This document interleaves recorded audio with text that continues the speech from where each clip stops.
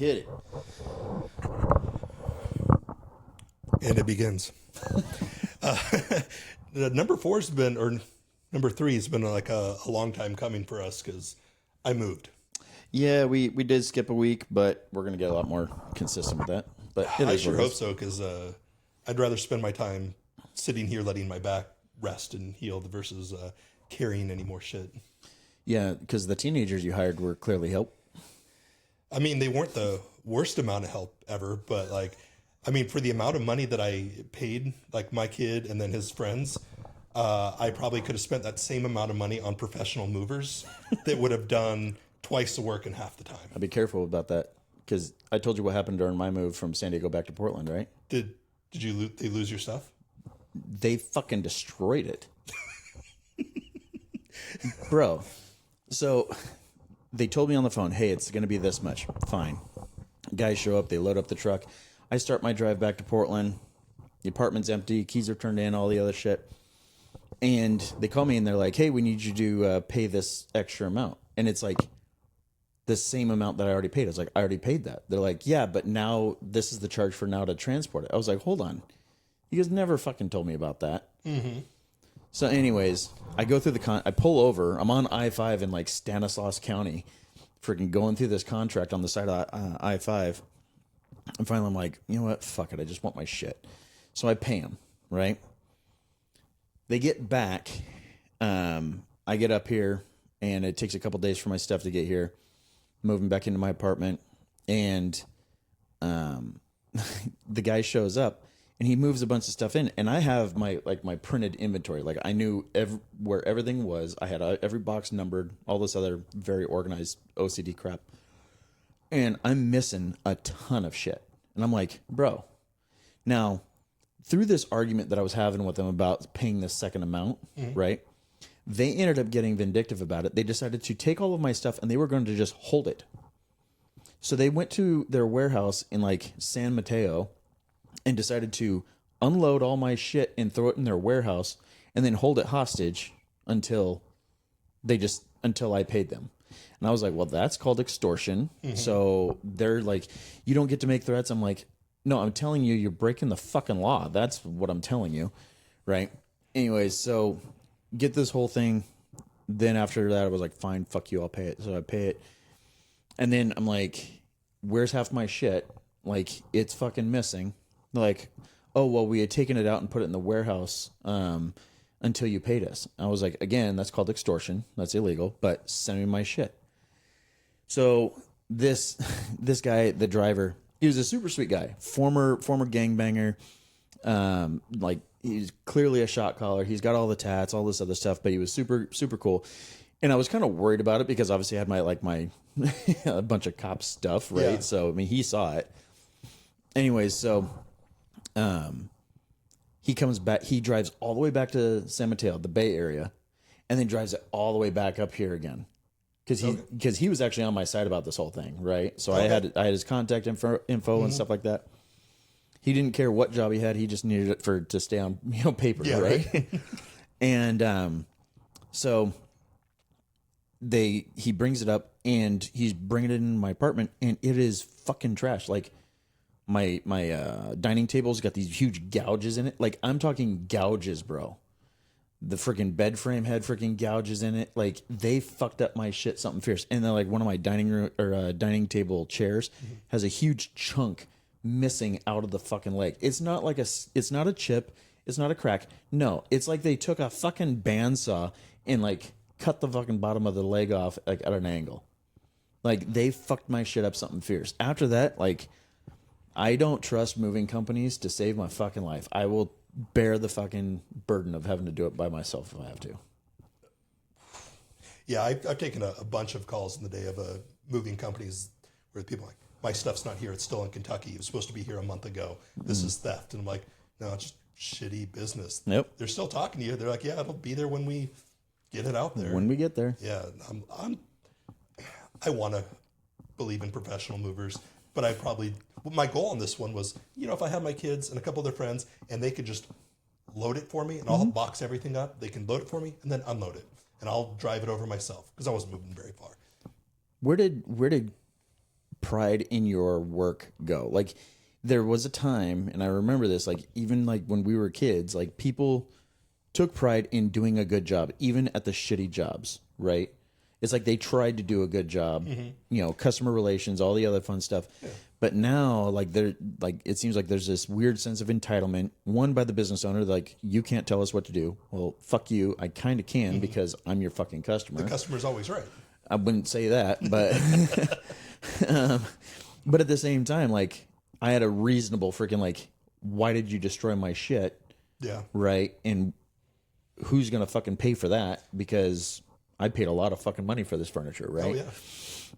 And so there's that end of it, but like they just don't give a shit. And then you go to any other service industry, and it's like they just don't give two fucks. They're just doing whatever they can to get by. And I get it. Life sucks. Life's hard. Money's tough to come by.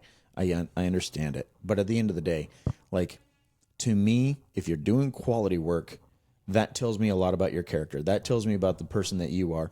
And I'm not a huge tipper, but like, I definitely believe in rewarding good work. You know, I don't know. Well, I've seen a little bit of the vindictive culture of like, yeah, they're kind of half-assing their job. And when you call them out on it, they're like, how fucking dare you disrespect me? And then they fuck up your stuff. They hold it hostage. They intentionally break it. I mean, you see that all the time when the tweakers do call the police and they're like, can you believe she broke my shit? Or they're holding it hostage. They threw it outside. And I'm like, yeah, that's some tweaker problems. That's not necessarily a police matter sometimes. but they instantly jump to, I have to get back at this person for calling me out on my shit. Yeah. And the easiest way is like, I'm going to fuck up your shit because you're not here to stop me. Vindictiveness, man. It is a poison. And it's also not even just physical property. Sometimes it can be emotional blackmail that keeps happening of like, I thought we were done with this. Emotional terrorism. Yes.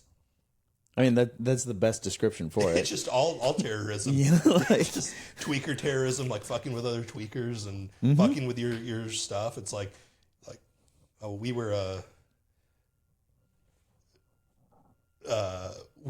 back then. We were out at some martini bar having drinks, and it turns out like our server was like someone that me and Scott M had arrested. Like, this is when I was on FTEP, and I think Scott might have been there with us. And like, we hemmed her up on some serious felony fraud charges kind of thing. But she ended up working with detectives, and I think she got a pretty sweet deal. But so she's now at this martini bar. Okay. And I'm just like, oh, shit. Because we'd already gotten a whole round of drinks by the time I figured it out. And I'm like, yeah, we are all getting finger drinks for sure. Have you ever been worried about a finger drink? Well, I mean, I've been worried about that, but a lot more. But do you know what a finger drink is? Oh, yeah. Put my finger in your drink. Oh, God. You are so prude and so juvenile. That is like the kindergarten finger drink. I know. The real finger drink. Spiked. Huh? Spiked. No. All Where right, they take now their what finger and they put it in their butt. And then they hold it like this, and they pour it down your finger into your drink. Look, it's like stink palming, but look, if you I'm all about some Urban Dictionary. I haven't memorized the fucking thing. I don't know if you've noticed. I've been having my nose in fucking textbooks the last few years. Well, I'm kind of surprised. I thought somewhere in a psychological textbook would be like, there's a problem with somebody who does the finger drinks. I'm sure if that sex and couples therapy class went a little bit longer, I'm pretty sure that would have you would have come got up the finger drinks at some point. You know. Well, yeah, like you hear those stories of like, I've only heard of. Well, I think I've heard of both. Like one person using the other person's toothbrush to clean the toilet. I know someone that did that. Oh, really? Mm-hmm. I'm not gonna out that person. You know them, and they did that to their sister-in-law. Okay, well that might have to be an off the air conversation. Yeah, oh boy, is that because I'm not gonna dime that person out on that one. Did they ever find out? Nope. Huh? And that's exactly why I'm not saying the fucking thing. Because the statute of limitations on that are never up. Well, I mean, there's been some divorces and some separations. I mean, I guess technically, and the likelihood of the victim ever hearing this podcast is pretty fucking low. Okay, but the families have moved on, and it's like they're not. Yeah, there's no crossover at all anymore, intentionally. Well, then we won't out that person, but Oh, I'm totally down to victim as soon as shame. this camera shuts off, I will. You just got to remind me, man. Like, that was when she told me that. I think we had been. Oh, it was a girl who did it. Yeah. When she told me that, I had been around this person for a few years, and at no point in time did that level of vindictiveness ever cross my mind with this person. Like, there's a lot of people that I'm like, within about 5 minutes, I go, you could be dangerous. Like, you can tell, right? Yeah. This one, totally out of the blue. I'm like, you did what? Like, yeah, and totally cold about it too. Like, it is really interesting, like how people jump that far. When I was in college, I dated this gal for a while, probably over a year. And when we were like first dating, she had told me that she had dated someone before, like a year before, and he broke up with her and was like, "Hey, I don't want to do this. I don't want to be in a relationship. I just kind of want to be single and do my own thing." And so she was hurt by it, kind of thing, and then ended up going to a college party like a week or two later and saw him like kissing on some other girl. And then it was like, "Oh, you don't want to be in a relationship." She takes it personally. You just don't want to be in a relationship with me. And her and her best friend go and get a bunch of bumper stickers and stick like graphic bumper stickers to parts of his car where bumper stickers don't go, and then just run a key down the went side. and raided Spencer's. And I was like, "Why did you do that? Don't fuck with me."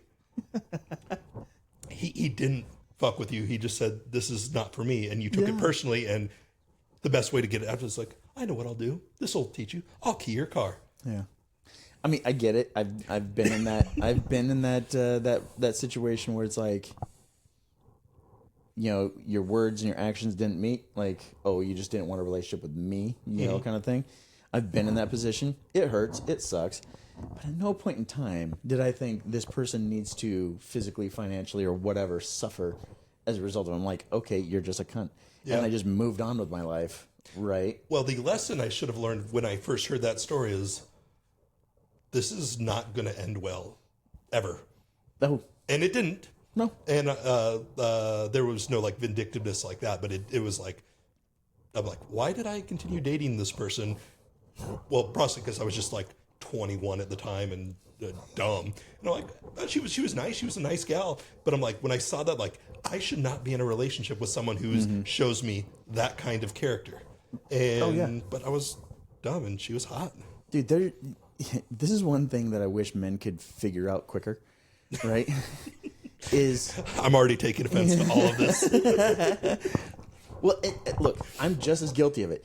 It's only because now I've learned what I've learned that I go, oh, that's how you find the red flags sooner. Okay. There's a way of asking questions, especially during a first date, that will reveal the person's entire character, right? And you will see how they view others, how they view themselves, and stuff like that. That right there is like the number one, like, do not pass go, do not collect $200 kind of thing, right? Straight to jail. Like, go to a restaurant. How does the date treat the server? Okay. Right? Okay. If they're rude to the server, okay, you're out. Why? Because this person is trying to do their job, and you clearly think that you're above them for some fucking reason. Oh, yeah. Right? Mean to old people, mean to dogs. Mean to old people. Yo, I swear to God, if you're not a dog person, get the fuck away from me. And if I heard you got cats, go jump off a cliff. Are you that anti-cat? I hate cats. Cats are proof that God can have a bad day. You don't even like some cats? I mean, if we're talking like big man eaters, that's cool. Like that bobcat that almost ate you.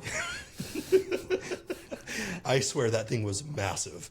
Bobcats aren't very big, but when it's like right next to you, it's a house cat on roids as well. Oh, yeah.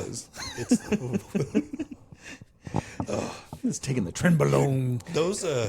Those two that tried to feed me to that bobcat, like they joked about me dying multiple times with my last big relationship. Yeah. Did you know they had a Deadpool out on me? Why didn't you fuckers call me? There's about 3 people that are like, this is going to be the best year of his life and also his last. And they'd all pick days for which he was going to kill me because they were sure. And like, I could see it. Well, it was a funny joke. I made the distance and they haven't paid me. And every time I bring it up, they're like, I don't know what you're talking about. And I'm like, you think I could be like, they're lying. They're liars. That's a policy violation. And they're like, no, it's not a policy violation. Damn. Yeah. But so I want to go back to like what you're talking about, like getting to know someone's character, because I broke down. What'd you do? I started a Tinder profile. You motherfucker. I got tired of being at the bar, of like trying to like ring check and stuff like that. And I was like, you know what? Maybe it's a spot where just people that are single, and like it's a way for people to connect. You could use it for good or for evil. And so I've just started this.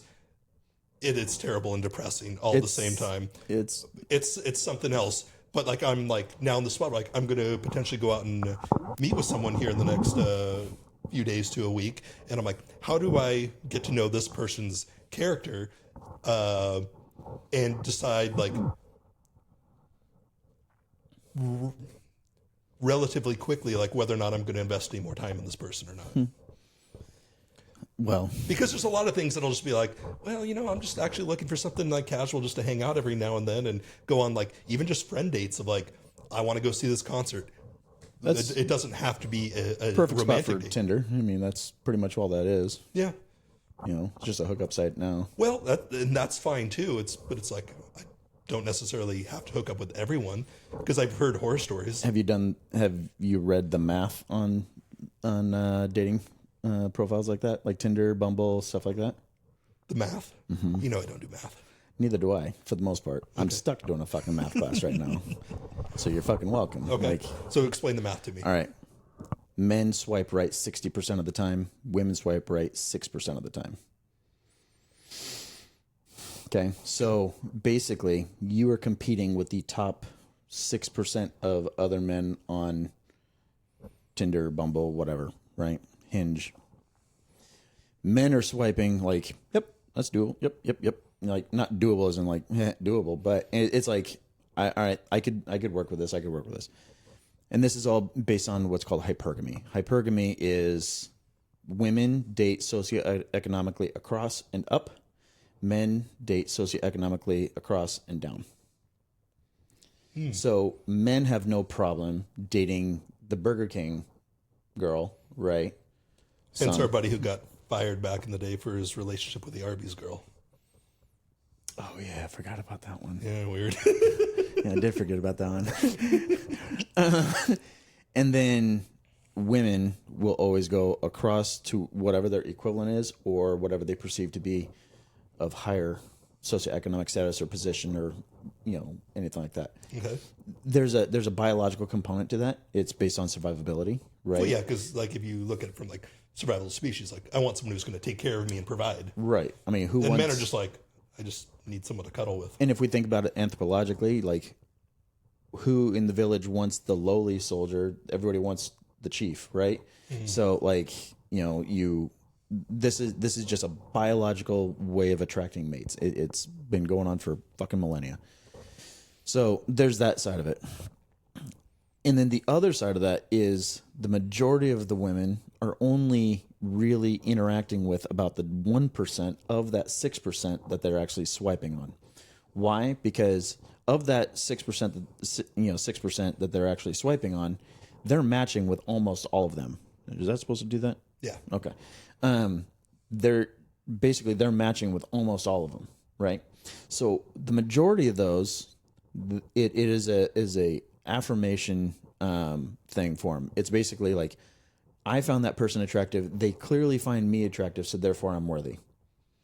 Okay. And then they're only interacting with the top 1% of that in order to get the best mate selection in that little market. Does that make sense?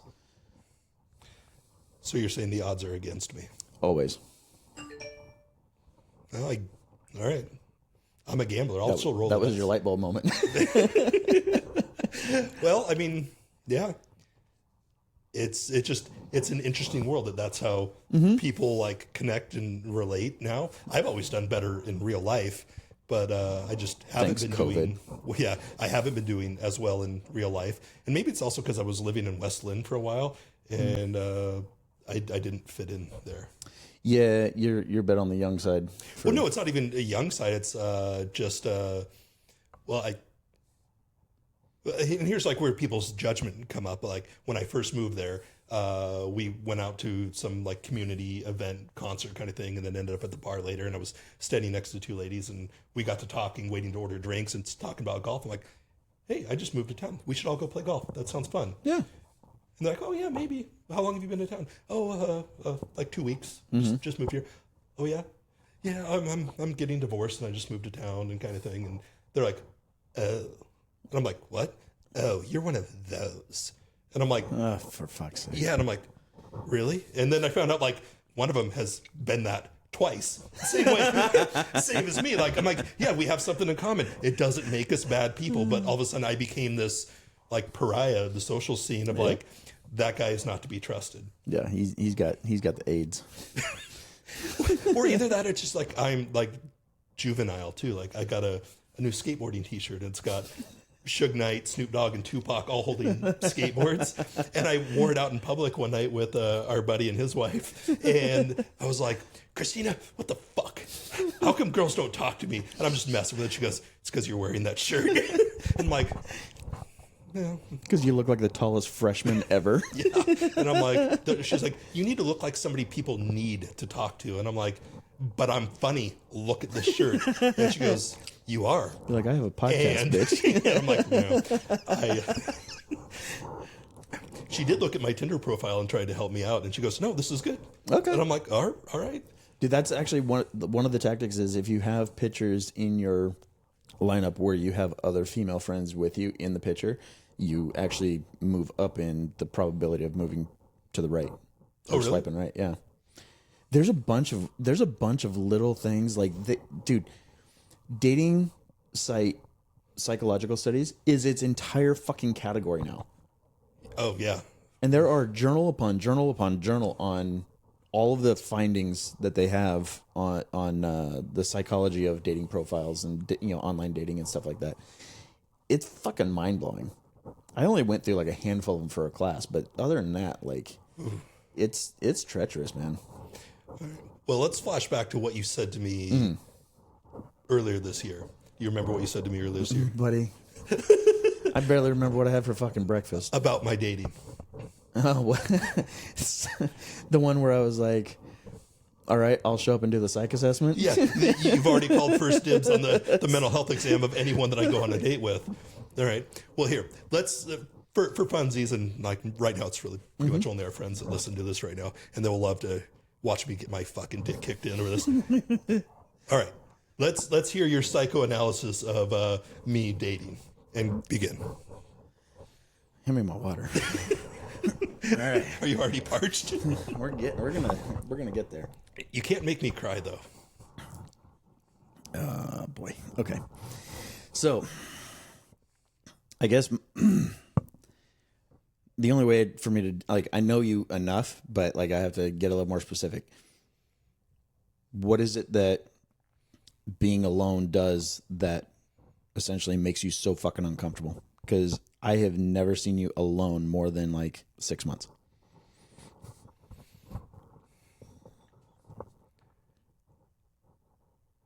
Are we talking about like alone or in a relationship or Not dating, not fucking around, not in a relationship, like monk mode. monk mode? Oh. Let's go back. When's the last time you were monk mode? Not looking, not dating, not going out, not doing anything, not searching the Tinders, nothing, like just focused on Matt and Matt alone.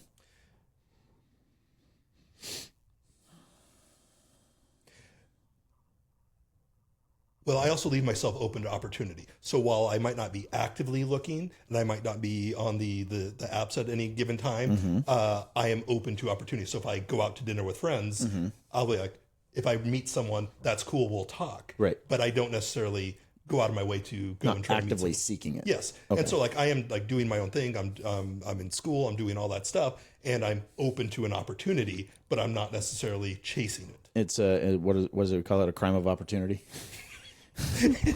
I'm trying to get victimized. You have been. Shit. Yeah. So, I can't wait for them to watch this. Okay. Well, the time I was victimized, it was not anyone that I was in a long-term relationship with. But that's what I'm worried about on like the Tinder because Are you talking about my former gym member too? Because that was kind of victimizing. oh yeah, no, she was just crazy. Huh? Yeah, I would have articulated stalking for you. on me. No, her to you. Oh yeah, her stalking me. No, she didn't really stalk me. It just became really weird. But when I cut it off, she like didn't come around anymore. She didn't reach out or anything. No, but she definitely found my gym that you were supposed to be teaching at. No, that's when I was still hanging out with her. Oh, was it? Okay. Yeah. All So right. I had to cut her. My 'Cause it was, timeline is a little off then. yes, it was because she told your wife that we were married so she could try and get a discount. And That's that was, right, Yeah, that's right. that was like we should probably. end Oh, this. I remember. She came and she said, "Yeah, do you know my boyfriend Matt?" And I was like, "Matt who?" And then she said your full name. I was like, "Boyfriend? Interesting. Okay, yeah, I do know him." And then I immediately text you. I'm like, "So what's going on with this?" Yeah. Yeah. Well, no, because Claudia tipped us off that she That's actually right, said yeah. husband, and Yeah. she told you boyfriend. Yeah. I'm like, Yeah, because not like we weren't gonna fucking talk. You're fucking kidding. I don't know. But anyways, all right. So when is the last time that you've gone 6 months or more, kind of in that crime of opportunity, but not even really actively going out and trying? Let's see, like all of last summer, I dated someone through the wintertime, and then for the last like 2 or 3 months, Right. But what was going on last summer? well, I was still getting divorced, Mm-hmm. and I separated, and I met someone that was fun, and we Weren't we already going through some work problems? no, Oh, that's right. Yeah, my timeline's off. yeah, Again. work problems didn't come up until Okay. early this year. Okay. So, all right, we'll go with last summer. Cool. And then, what is it that then? What's the trigger for you that you're just laying there and you're like, I'm gonna freaking try again? Like, what is the thought that comes in? What is the feeling that comes in that then all of a sudden you're like, no, I need to go after this again. I don't really need to go after it again. I just also like, I think it's like partially like being extroverted and also not dealing too well with silence. It's like, and this has happened actually several times in my life when I've been single and I'm like busy all day long and I exhaust myself doing all the stuff I need to do. I'm like, now I want to go watch the basketball game. Well, I don't have TV or I don't have cable. I'll just go down to the pub and then I'll have like 2 or 3 beers and then maybe I meet someone, maybe I don't. Okay. And so it always becomes like this opportunistic time. I don't necessarily like ever sit there and be like, I'm going to X, Y, or Z pub tonight and I'm going to go there and put out the vibe and see what happens. So there's no thought whatsoever. It's like, all right, I want to do this thing, watch the game, right? Don't have this available to me. So I'm going to go to this one place. And is there any like fraction of a second where the thought goes, and maybe there's somebody cute that I'll meet? Yeah, always. But that's everywhere I go. Fair enough, right? And we're at an age where we start meeting them at the grocery store. So then if we were to go back, I guess what drives that split second thought, maybe there's going to be someone cute there?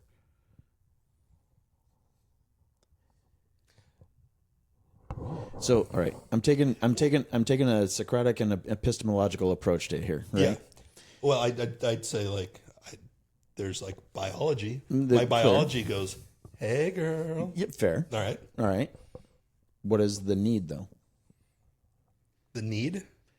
Well, I mean, there's like You've already said it once. It's like uncomfortable with the silence, Yeah. right? well, companionship is that one of the hierarchies of needs. It's in there, Yeah. right?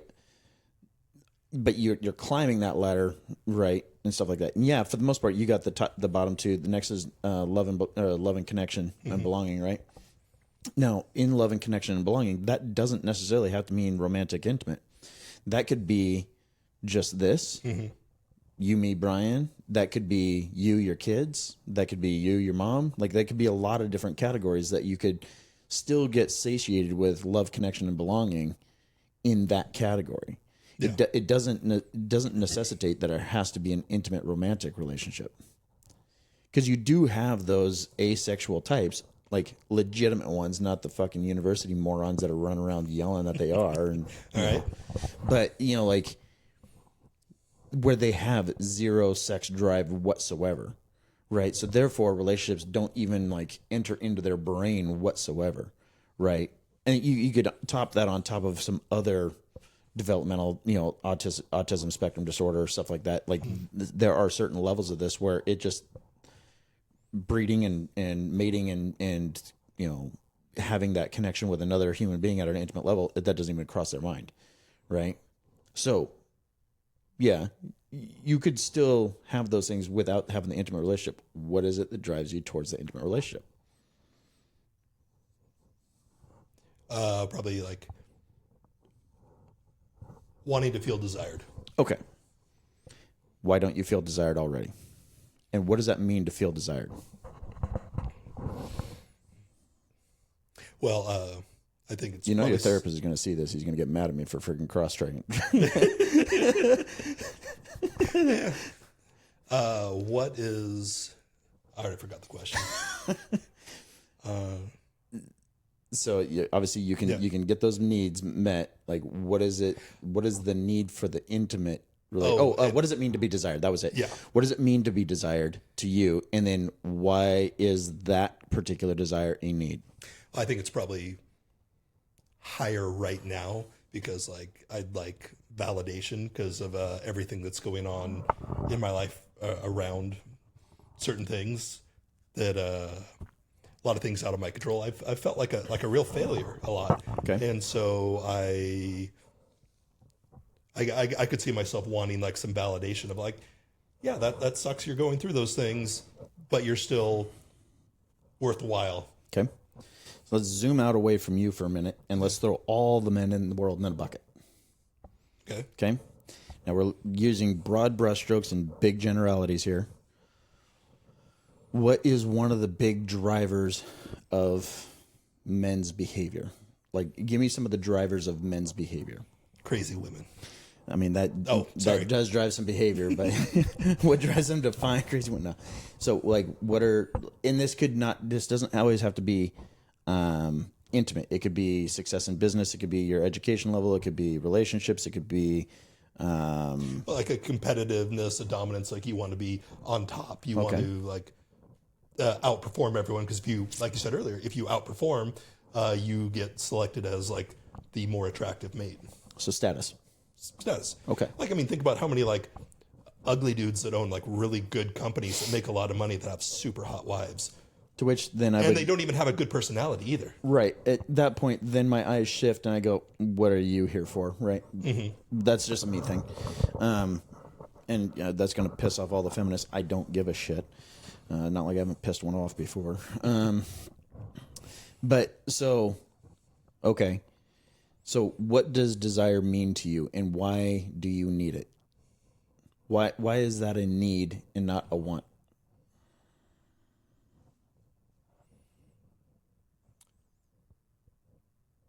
Oh, I don't know if it's necessarily like, well, you're talking about like consciously. I know it's not a need. It's a want, and I'm like, and when I think about it like cognitively, I'm like, oh yeah, I don't really need it. I just want it, and here's the reasons why, and that's okay if I don't have it. But then we look at like experientially, then like there's like this like ticking time bomb in the back of my head that says, right. But status falls under the want category, not the need category, right? By and large. Okay. Okay. I'll go with it. Okay. What are some other drivers of men's behavior? Status, well, like money kind of goes with it. Power. Okay. Power is its own category. Yeah. And what does power mean? Like, how does that show up? I guess it could show up in a lot of different ways. It could show up your status, like power over like a company kind of thing. Maybe you're like the type that like lives a very traditional lifestyle, and so like you are the breadwinner and your partner is like the homemaker kind of thing. Okay. So why are firefighters, cops, military, and stuff like that? Why are they kind of the fantasy life of a lot of girls? There's a power portion of that. Well, there's also a power, and there's like a uniqueness and an excitement to it of like, oh, you do things that very, very few people can do. Right. Firefighters, doctors, stuff like that. You have the power of life, right? Mm-hmm. We have the power to take life, but we also have the power to incarcerate. We have the power to remove bad guys from the street. We have the power to go into and deal with dangerous things, right? So like there's power dynamics within that, right? Then you get into like the C-suite types, right? The command staff level or like the executive levels, right? There's power there because now you are overseeing a division or a group or whatever the case may be. Okay, that's another form of power, right? That's being equated. Why is that being equated from the female perspective? What do you think? Why is that important to them? The power? Mm-hmm. Well, it shows like a little bit of a stability that you've had to like to achieve that. You've had to be stable and keep moving in that direction. You're respected, right? Yeah. You can manage things, right? And you've clearly put a level of effort into stuff, right? And then what is it that attracts women to status? I think a lot of the same kind of things. The ability to provide. Yeah. Okay. Obviously, sex is going to be another driver of men, right? But that doesn't always end in the most positive way. So let's think about some of the more positive ones, right? Mm-hmm. So we got status, power, sex. What else do you think?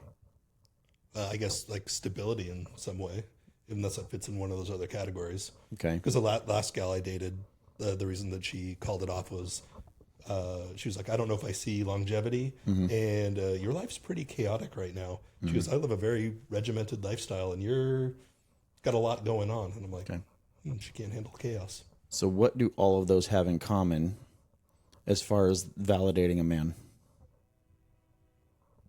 That you got to do something for them. Okay, so it's a give to get. Yeah. Right. Which also makes it a external or internal validation. External. Men, well, Western society for the most part, we are driven by external validations, right? And of course, a fucking train's going to go right by this office right when we're trying to do this. Anyways, so you're externally validating. You're seeking external validation. Yeah. That it feels good. As every man does. I'm just as fucking guilty of it.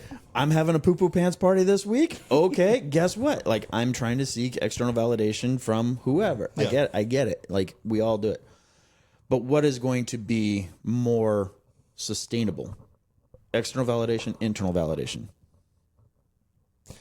Well, internal more, because if I'm happy with myself, then I can be happy anywhere. Are you? Am I happy everywhere? With yourself? Generally, yes. There are some things that I am not happy with and working on. Okay. I'm not going to make you dime yourself out on that, but like, so of those things that you think that you're probably deficient in, how many of those qualities or characteristics or behaviors are positive or like would lead to a more positive outcome in an intimate relationship? Or how many of them that you have that you don't like that you're trying to get rid of would be more negative towards an intimate relationship?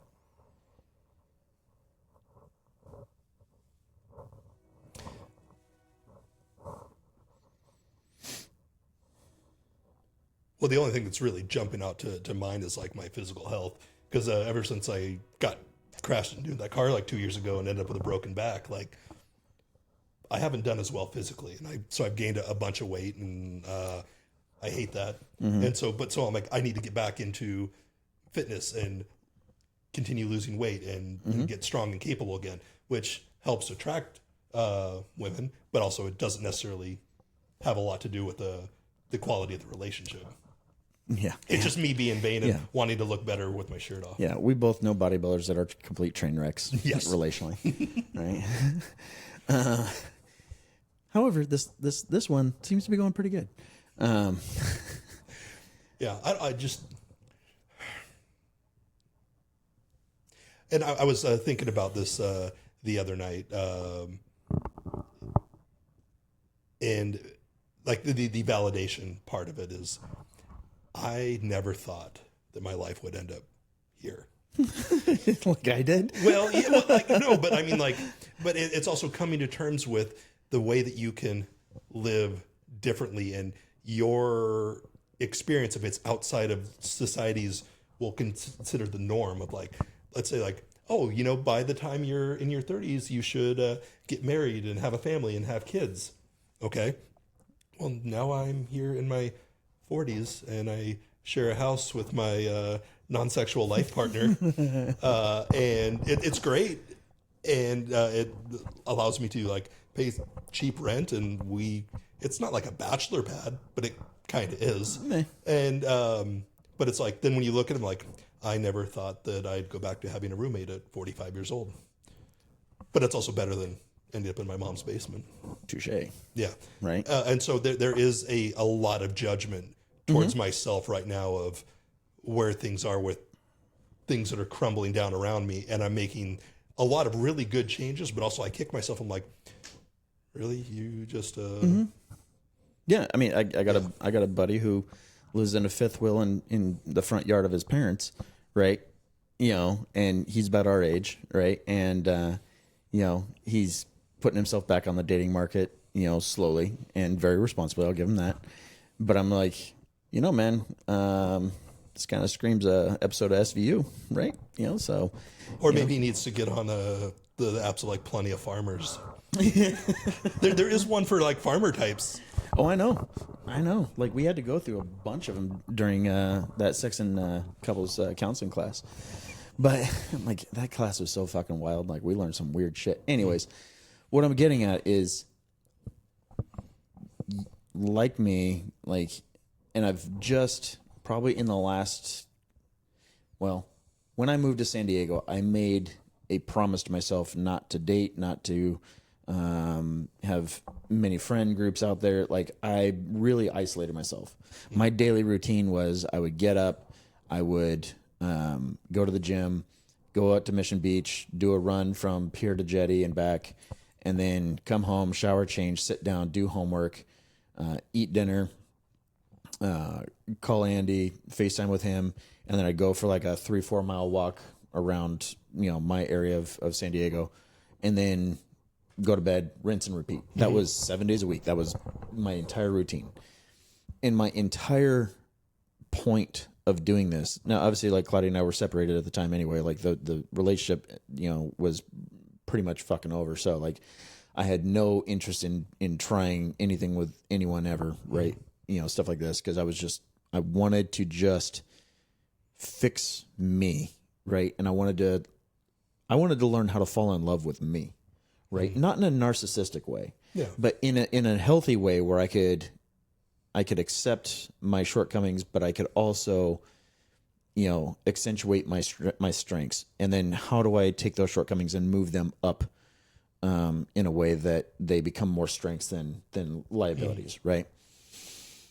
And it was through that process that I learned how to internally validate and just see me for who I am and be okay with exactly who I am and not feel the need to like put on a persona, or that I have to have someone attached to me because that somehow makes me, you know, valid. Right. Yeah. And there was a few times I went to like events or something like that down there, and it's like, yeah, I'm the single guy in the freaking room with no one around. Right. Cool.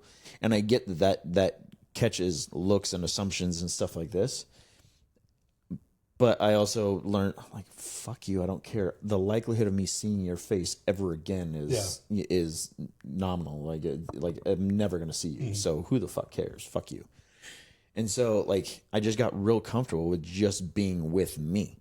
And once I got that real comfort with being with me, then I didn't really give a shit who came and who left my life.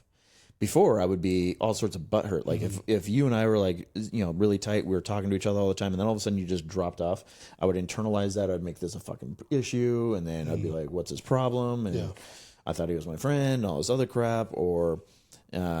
If I were to put it into a dating context, it's like, well, why isn't she texting back? All, you know, like all these other things. Why? Because I'm clinging to the idea that I need this thing in order to validate me, so that way I'm not seen as some fucking weirdo, lowlife, or failure, or whatever else. Yeah. Right. Well, I've had this saying for a while because people used to make fun of me. They're like, "You go to the bar by yourself?" I'm like, "Well, yeah, because if I want to watch the Blazer game, that's where I got to watch it because I don't have cable." Okay, and you drink by yourself? Yeah. They immediately think you're an alkie. Well, and I'm like, but I like me. Like, I've been to a movie by myself. I go out to dinner by myself. Hell yeah. So I have this thing of like, yeah, I like me, but also at the same time, because I spend so much of my time staying busy, that when it gets to the end of the day, I'm like, it's like, I want adult interaction. It's like being trapped alone with your kids for too long. You're like, I need an adult conversation. Or even if I go somewhere and I sit down and have just a beer and I don't talk to anybody, at least I'm out, I'm social, and there's things happening around me that feel less isolating than being home alone. Fair Because enough. I don't have a problem being home alone, but if I've been alone working all day, and they're like, I need some kind of interaction. It's the isolation that kind of sucks, and it drives me to go out, but it's not with the intent of finding someone to date. It's like, I just need to go out. I need to be around adults, even if I just talk shit with the bartender for a few minutes. And then, You just need human interaction. yeah. So you're more extroverted than introverted. Oh, by far, yes. Yeah. Yeah. This is where we differ. I'm like, fuck you. I'm going to my house and I don't want to hear a word. Yeah. And I understand there's people that like that. I don't get it. The people that like recharge with being alone or being quiet. Like, I'm like, that's what sleep is for. And oh, by the way, also sleep when I'm dead. I got more shit to do right now. Yeah. And I have the I'll sleep when I'm dead thing, but it's because I'm doing a bunch of things in isolation. But the other side of that is like, yeah, to me, going out and being in groups, that wears me the fuck out, like bad. Like I will crash the next day, and it's like a hangover. Yeah. Like, and don't get me wrong, I can have fun, but it does drain my social battery to the degree where like we've gone to a one of the guys from the gym, right? His wife, they'll have a group of us come over, and they're French, so they'll have a bunch of fucking wine and weird shit and, you know, snails. Who knows? I don't know. I barely eat. Anyways, but we'll go over there, and they're all just, you know, carrying on. And I'll jump in the conversation and, you know, be a little bit of a comedian here and there. But when I get done with that, man, I am fucking fried. And the next day, usually I just come sit in this office. Maybe I work on homework. Maybe I just sit in here. But that's like because even just the chaos of the house is enough to like drive me up a fucking wall. Right? I mean, but again, extroverted versus introverted, everybody's different that way. Yeah. Andy, I don't know how two introverts made an extrovert. It must be like math where two negatives end up making a positive. Yeah. Right. That's definitely math. Yeah. It's like both of us are super introverted, do not like big crowds, don't like going out, shit like that. That kid can't stop from fucking going out. I mean, he's driven up to Seattle like 4 or 5 times now for fucking big concerts, you know, and. But did you ever do that like back in the day before you got in the military? Have you ever had any interest? Mm-mm. None at all. None. I look at it, I'm like, yeah, that looks cool. I'm good. What if like someone was like, I just robbed a liquor store and we're going to go on this trip. You're coming with me to Seattle. I got us train tickets. We're going to go see this concert and you're going to go. Are you going to be like, no. First, who robbed the liquor store? How much should we get? Oh, you got it? Yeah, sure. Oh, shit, man. First off, why didn't you call me to be the fucking getaway driver? Because hurts. there's too many witnesses. I'd have to kill you. You're going to talk. You're a snitch. Oh, motherfucker. We are professional snitches. We tell everybody. Except for now that we're like becoming counselors, like we can't say shit about anything. The fuck can't. Well, about other people. Our clients. Not our clients, yes. Talk shit about whoever the fuck else we want. Oh, fuck. Where the fuck were we going with this? We were trying to dissect my dating profile So basically, to help me what I'm go trying on to say dates. is, yeah, thank you. what you need to do is like, I would take some time to just go monk mode and just find the value in you. Like, don't even entertain the idea of maybe there's someone cute, because that's the hook. That's the hook. There's a hook inside the dopaminergic, release button. Yeah. And you're just waiting for some reason to fucking pull that thing. And it's totally normal because in cop work, because we get so much adrenaline that then turns into dopamine and stuff like that. We're constantly seeking it, because if we go dry for a little while, first off, cutting off adrenaline cold turkey, especially like in your case or Brian's or even mine, right? That is just as unhealthy for you as cutting off alcohol cold turkey.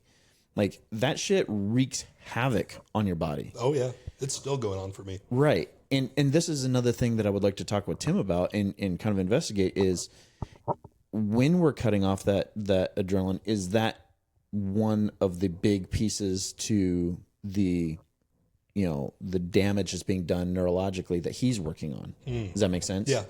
So like, you've cut this thing off, right? And now, like a fucking addict, you're getting the tremors, and you're like, I got it, and this is a broad metaphor. Yeah. All right. So like, but it's in there, right? Yeah. So maybe treat it like an actual recovery process, like really trying to recover from adrenaline addiction that you've had for the last 20 something years of your life. Because, just getting to the point where you no longer need some sort of external validation, right? This is a very Buddhist approach, right? Is the concept of following the Four Noble Truths, the Eightfold Path, is to eliminate suffering. And suffering is craving and desire and ego and pride and all the other negatives of life, right?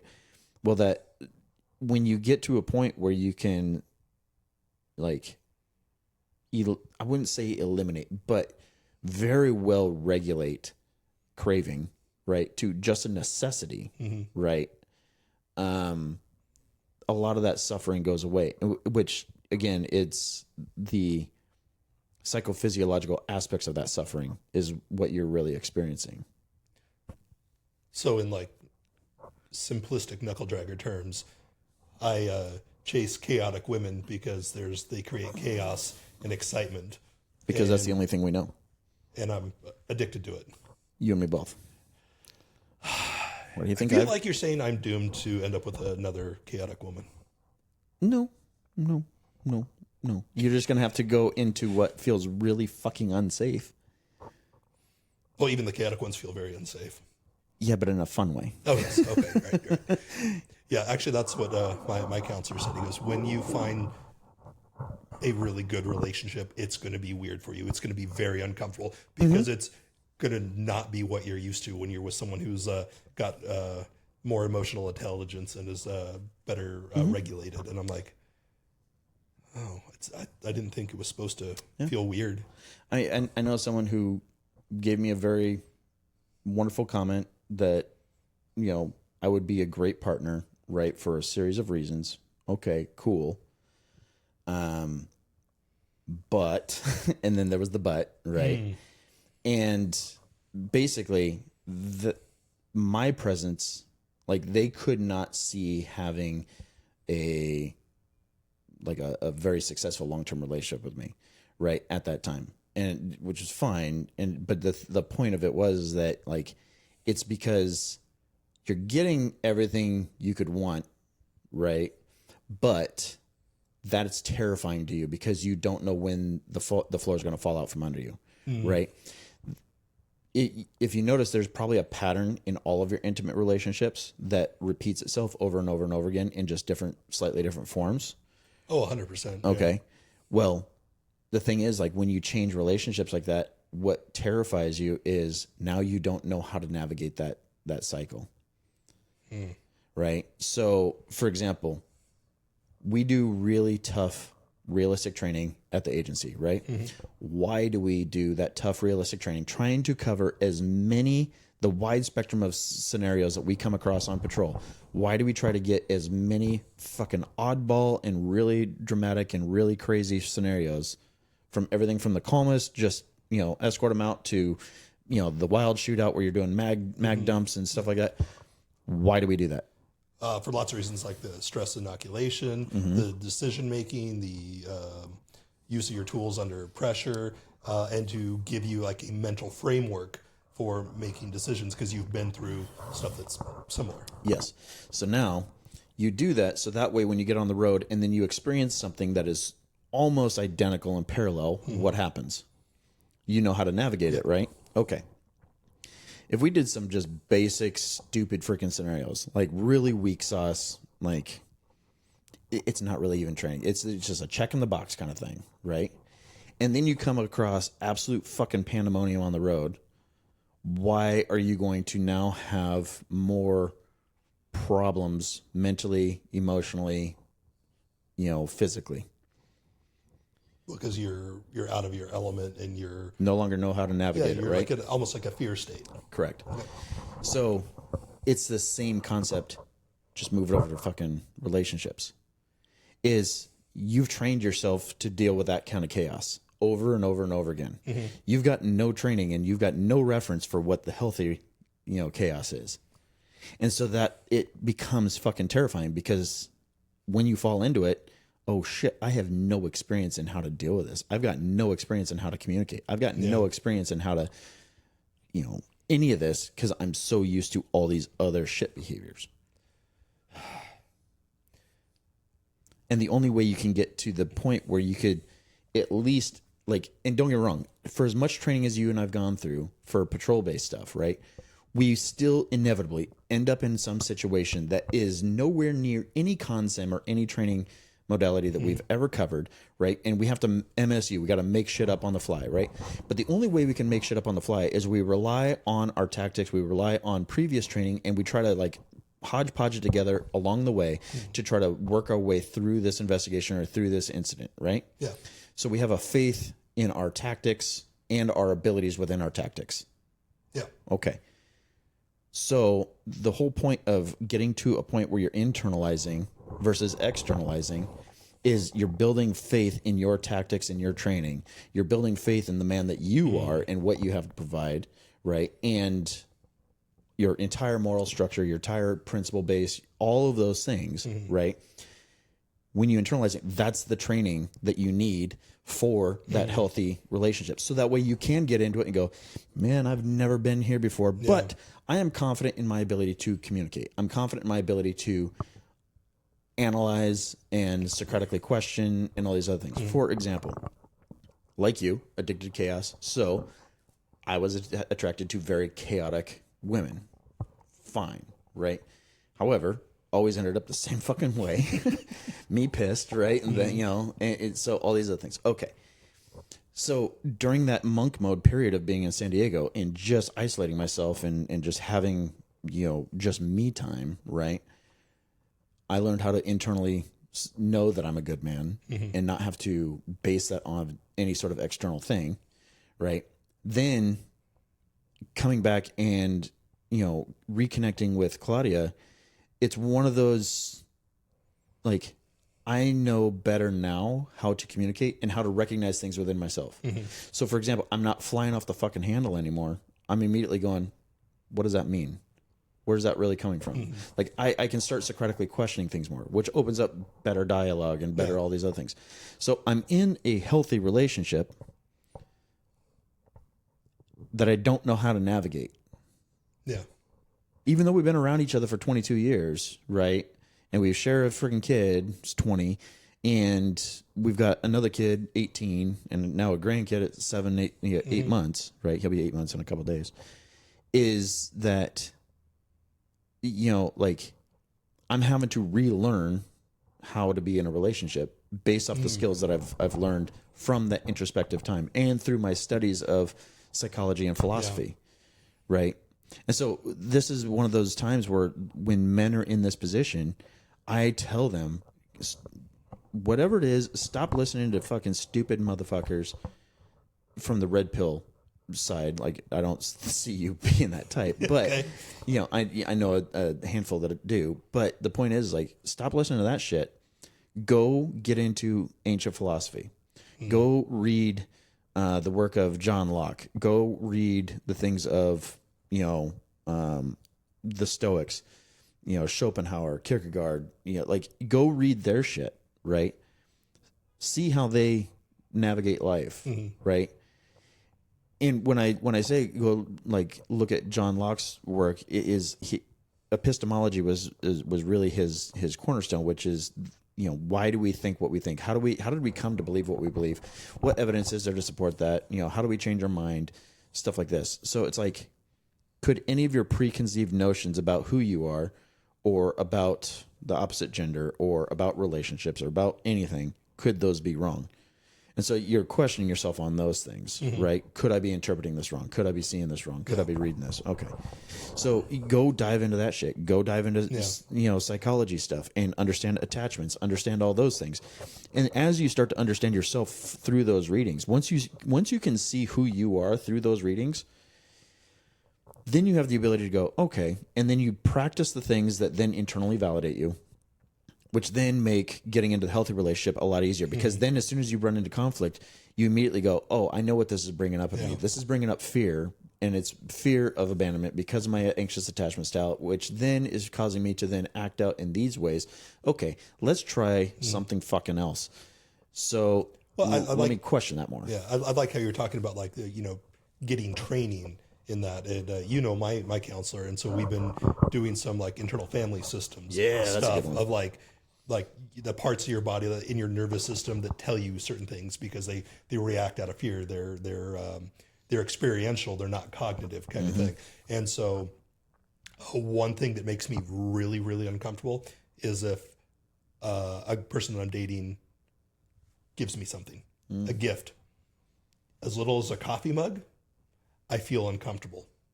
I don't like getting gifts. If it is my birthday... This is where you and I are the exact same. Gifts, out of the 5 love languages, gifts is number 11. Yeah.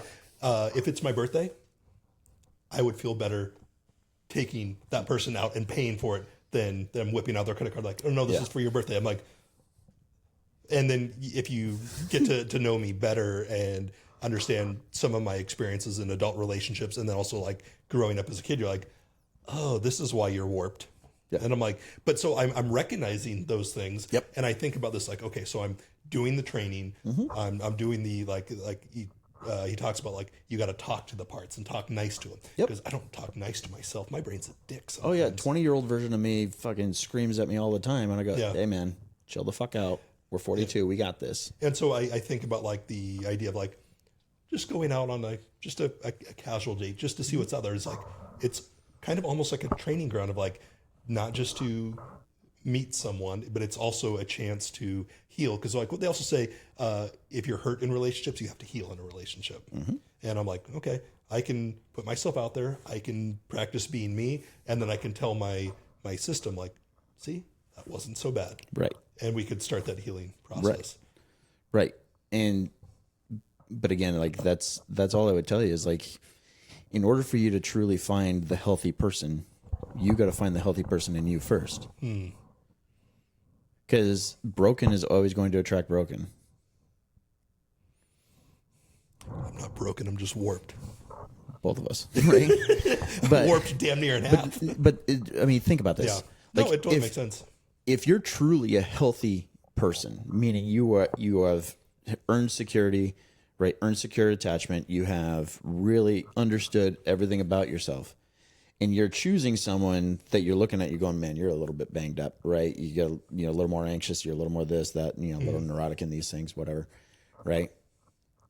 Are you truly healed? I would posit that no, you're not. What you're trying to do is you're trying to be a fucking savior because you're still trying to heal something in you that didn't get healed yet. You're trying to be the thing that you needed the most when you needed it. Or do you even have the capacity to do that right now? In what way? Like, gravity is a strong thing. So like, you get someone who is an anchor, they will drag you off your perch real fucking fast. And all that work that you did, I mean, how many people have we seen from the addiction space do great? They get sober, they're killing it, they're doing amazing things, and then all of a sudden they have this massive backslide, and you're like, what the fuck? You know what I mean? Yeah. Well, all it takes is that one shit relationship to take all of the hard work you've been doing through studies and through counseling and through all the other things to just upend it, and you end up in the same fucking spot. Oh God, I've seen that time and time again. Like there was a gal in my district that had been sober for years, like easily over 6 or 7 years. Had a kid, job, rented a house, and was like doing well, and wasn't really running around with that whole crowd anymore. And at some point, she hooked up with a dude who, like, she used to date his brother back in the day, and then now this guy's around a little bit, and it feels comfortable because, and I remember, like, one of the last times I saw her before she really went hard, I was like, you're dating this person? Well, yeah. I'm worried for you. Well, you got to understand, he's a really good guy, and I can help him. And as soon as I said that, I went, save him. Like, cocked my head, and I looked at her, and she goes, yes, I know. You probably can't save people. And I'm like, okay, you know it. As long as you know it. Yes. And then you don't get to bitch later. Slamming meth, like, real quick, and then went on the run with him and lost her kid, and it didn't go well, right? Because she let that person get her back in the life. Yeah, healed people heal people. Hurt people hurt people. Now the thing is, like, as a healed person, can you heal somebody else? Yeah, but you can't actually heal them. You only lead them to that by way of example, and that's the crux of it. Like, a lot of people have that I can fix them kind of attitude, or we know people that have that I can fix them. They always choose project partners. Yeah. Right? No, you've got to be the healed one, and then it's only by way of your example, right, that they can then follow that path. You can't change a fucking thing. They've got to make the conscious decision to do it. Otherwise, it's just compulsion. You're just being a tyrant. At least that's my perspective. But overall, man, like, especially with the coursework that you're doing, especially with everything that we cover within these degree programs, this is the perfect opportunity to look at it as a self-study and go, yeah, that's me. And then, read through it as to why that is. Once you can understand that, then you go, oh, no shit, that's why I do all these other fucking things. Well, I should probably try this thing. Like, love him or hate him, Donald Trump had a really good line in his first campaign for presidency. Is he was pointing out just how shitty things were in this one particular city, and he basically just turned and said, "What else do you have to lose?" Right? It's gonna have to kind of be that mentality a little bit. It's like, okay, you've tried that road so many fucking times. Every time it ends up going off a cliff. No, yeah. Right? What do you really have to lose trying this one? Trying something new. The worst thing that happens is Scary. You drive off another cliff and you end up in the same position that you were. But yeah, it's scary. But fuck, if it also means happy and healthy, I'd take it. Oh yeah, for sure. Well, we've said a lot of things. A lot of bullshit. A lot of bullshit. A lot of wise things. None of it. It's like, I guess I didn't know where we were going to go with that, but I'm like, I think we should finish out with my obvious problem. My dog is broken. He's got his balls out. Well, he totally does, because that's what he does, just lays on his back. I really thought, and my buddy's wife said the same thing, like, that dog is going to get you so many dates.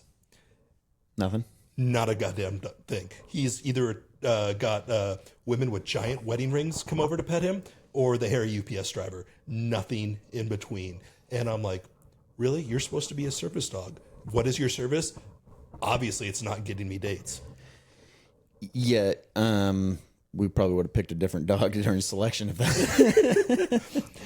But he's a cute dog, and he's great, and everyone loves him. But for some reason, like if I take him out to dinner and sit there, there's like, same time as it's fucking... or maybe they just like, maybe I exude that, oh, we know why he's got a dog. I mean, maybe. Well, kind of. Was it you that pointed out, like, well, if you take him out and he has a service dog vest on, like, don't have it on because all it screams is, I'm broken. I'm super fucked up. That's it. I'm trying to attract a fixer. Oh, God. Yeah, you got to put like an American flag thing around, scarf around his Mr. T starter kit there. I do have the Punisher patch for his vest. Sometimes when we're in a bad mood, we put the Punisher on instead of the American flag. Yeah, but it's Portland, and they're just gonna say, "Oh my God, he's far right fascist." Hit And him I'll with, be like, I've been trying to change him. He's been red pilled. There's no run him over with the Forester. The Outback can't take his ass. Okay. Hit him with your coexist sticker next. Maybe there's hope for me. At least over the next little while, we can have updates of what happened to What's Matt. going on in Matt's dating life right Yeah. now? Well, yeah. Dude, there you go. Just start going on a bunch of randos, collect a bunch of nightmare stories, and then we just, have a comedy hour in here just, talking about Matt's nightmares. Well, I'll tell you about the young guy that I know that went on a Tinder date that she kicked his ass because she was like into dom stuff, and it was not like playful. It was like mean, like punched him in the face, gave him a black eye. Like that Rock Creek kind of dom stuff. Remember the Rock Creek apartments? All right. Was it the two people that like LARPed and fought with swords? No, that was a different one. Okay. It was a three-way. Third person going in agreed to be the sub to two doms, and they dommed a little too hard, and they. Ooh. Yeah. David Carradine. That person was 10-7.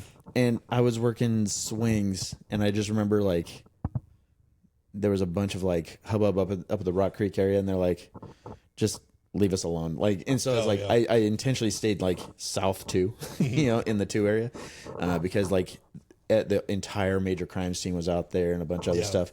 And I'm really worried about that of like getting taken hostage. I'm kidnap bait. Yeah. I mean, if you were, pissed off a Samoan woman, I guess. I mean, you think any of these fucking weirdo vegans of Portland are gonna fucking kidnap your ass? First off, their bone density is fucking ash. Okay, like just give them one good Thai kick and they're fucking crippled for life. I mean, it's not going to add much more to their disability check that they already get, but.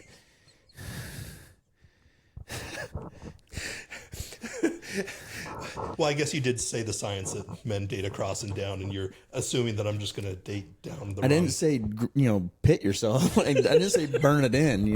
Like go mid tier, man. God, I hate you sometimes.